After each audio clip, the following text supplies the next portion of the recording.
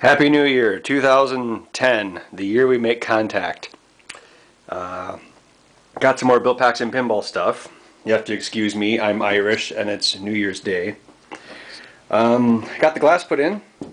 I just went into Ace and got some glass, the thickest I could get that would fit.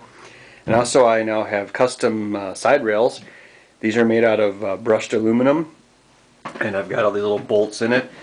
I saw a picture of the new, what was it, the Dark Knight pinball, and it kind of had all these, bolts and, overly complex shapes. So I thought, I might as well put that on my pinball.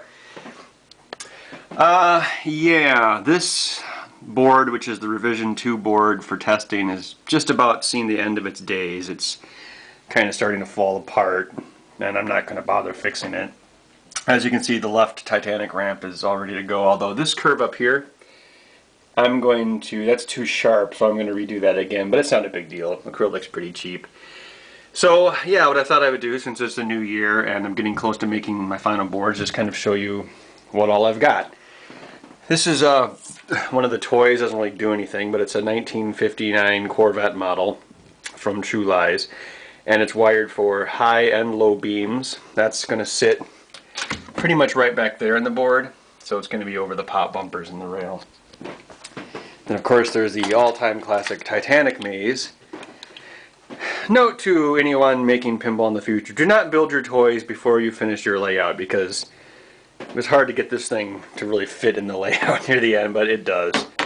So it kind of goes over there, and the idea is you go through the ramp and then you go into the pinball, the Titanic maze, and it dumps out the bottom.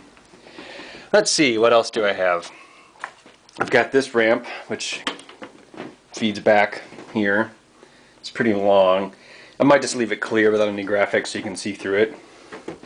There's another ramp here, which I just lazily made a duplicate of the Titanic ramp, and that one's going to be right about there. What happens is you shoot up the ramp, and then there's going to be a spinner.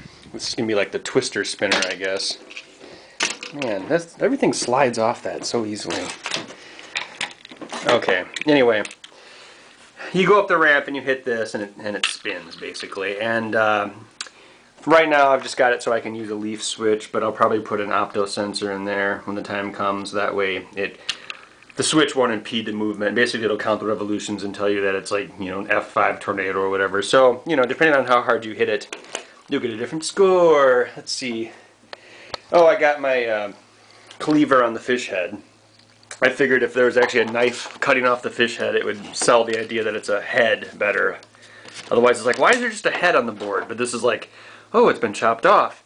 Fun fact, this wood vinyl, this is an ancient piece of wood vinyl. It's from the same big main piece that I used on my Atari portable many, many years ago. And it sat in the back of my car in a box for about 6 years. And still stuck, so it still has some stickiness to it. So anyway, this cleaver thing is going to go on the back of the board, and I also got my crushable hams can done. As you can see, it has graphics, and what's kind of cool about it is if you light it, it actually looks better. So let me show you this real quick. So this is the hams can, and it goes, and when I ended up using white denim, alright? As you can see, I even cut the curve here to match the logo. And there's a hole in the bottom, obviously, for the arm, but also for a light. So let me see if I can get this to work here without causing a short circuit. No, there we go. See? It looks pretty good. So yeah, that's pretty much all the toys that I have at the moment. Oh, I also have the Heart of the Ocean multiplier grid, which goes on the board once the graphics are done. So basically what I have to do now is cut the final board, which I hope to do next week. Then I can apply the graphics and laminate it, and then start wiring the real thing. So at that point I'm probably not going to show the board on the internet, because I want it to be I want the final board to be a kind of a surprise or a reveal. So yeah, but if you want to follow me on Twitter and whatnot, or my site, benheck.com, there'll be updates on there all along. So yeah, we'll talk to you soon.